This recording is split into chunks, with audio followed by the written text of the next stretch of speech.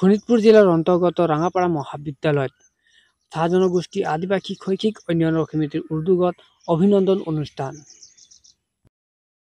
জনগোষ্ঠী আদিবাসী শৈক্ষিক উন্নয়ন সমিতিৰ 2025 বৰ্ষৰ যি অভিনন্দন অনুষ্ঠান, ইয়াত অকল আমি অভিনন্দনেৰ নামটো দিয়া নাই, ইয়াত আমি নামটো দিছোঁ অভিনন্দন অনুষ্ঠান আৰু বৃত্তিগত শিক্ষাৰ অনুষ্ঠান।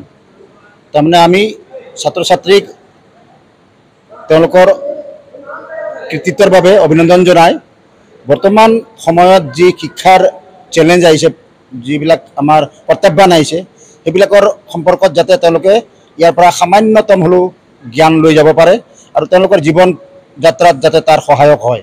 কাৰণ বহুতো ছাত্ৰ ছাত্ৰীয়ে এই শেহতীয়া যিবিলাক লেটেষ্ট ইনফৰমেশ্যন, যিবিলাক শেহতীয়া তেওঁলোকৰ হাতত খবৰ থাকিব লাগে, তথ্য থাকিব লাগে, সেইবোৰ নাথাকে।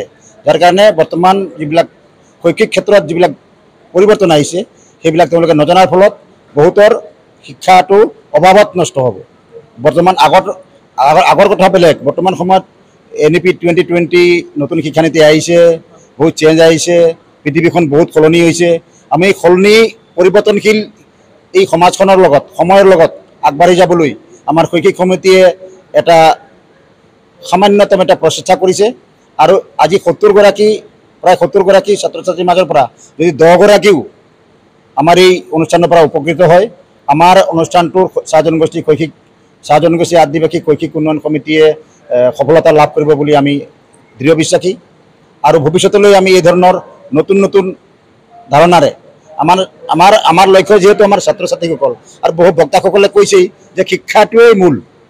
যদি এটা সমাজ শিক্ষিত নহয়, আমাৰ ৰঞ্জন কলিতা ছাৰে কৈছে যে অশিক্ষিত সমাজত ধনী মানুহ থাকিব নোৱাৰে।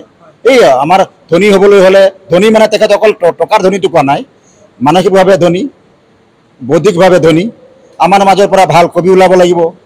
আমাৰ ছাত্ৰ ছাত্ৰীসকলে নিজৰ শিক্ষাৰ যিটো পাঠ্যক্ৰমৰ উপৰিও যাতে এক্সট্ৰা তেওঁলোকৰ কাৰিকুলামৰ ভিতৰত কিবা যাতে নতুন তেওঁলোকে কিবা এটা জ্ঞান ল'বলৈ পায়, তাৰ কাৰণে আমাৰ এটা প্ৰচেষ্টা। লগতে আমাৰ লগত জড়িত অসম চাহ মজদুৰ সংঘৰ সম্পাদকক আমি জানিব বিচাৰিছোঁ, যি মানে বাগিচা অঞ্চলৰ যিসকল ছাত্ৰ ছাত্ৰী তেখেতসকলক আপুনি কি?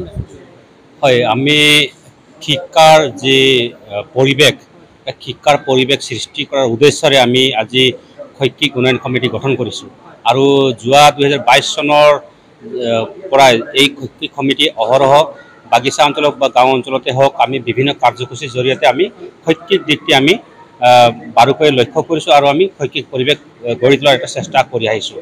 আৰু তাৰে আজি এই অনুষ্ঠানটো আমি অভিনন্দন অনুষ্ঠান, লগতে আমি ব্যক্তিগত মানে এটা শিক্ষাৰ আমি এটা পৰিৱেশ সৃষ্টি কৰাৰ কাৰণে আমি সজাগতা আৰু এটা সৃষ্টি কৰাৰ কাৰণে আজি এই অনুষ্ঠান। আমি বাগিচা অঞ্চলত দেখিবলৈ পাইছোঁ যে আপোনালোক সকলোৱে দেখিবলৈ পাইছে যে বৰ্তমান বাগিচা অঞ্চলত ড্ৰপ আউট ষ্টুডেণ্টৰ সংখ্যা বহুত বাঢ়ি গৈছে আৰু আমাৰ সভাপতি মহোদয়ে ক'লে যে ইয়াৰ উপৰি আমি যিকেইটা চেলেঞ্জ আহিছে বা প্ৰশাসনিক দিশত আমি আগবাঢ়িব লাগে বা আমি অন্যান্য যিকেইটা বিষয়, এই বিষয় বাছনি কৰাৰ যি বিষয়ে আমাক ভৱিষ্যত দিনত আমাক মানে আমাৰ ভৱিষ্যত সুৰক্ষিত হয়, তেনেধৰণৰ আমি বিষয় আমি যদি বাছনি কৰাৰ ব্যৱস্থা যদি কৰোঁ বা আমাৰ ল'ৰা ছোৱালী যদি কৰে, নিশ্চিতভাৱে অহা দিনকেইটাত আমাৰ ইয়াৰ পৰা বহুত ল'ৰা ছোৱালী বিভিন্ন দিশত আগুৱাই যাব। আৰু এতিয়া কিন্তু দেখিছোঁ যে আমি বাগিচা অঞ্চলত বা গাঁও অঞ্চলত আমাৰ ল'ৰা ছোৱালীখিনি আধাতে শিক্ষা বাদ দি তেওঁলোকে মানে বেলেগ ৰাজ্যলৈ গৈছে, কৰ্ম সন্ধানত গৈছে।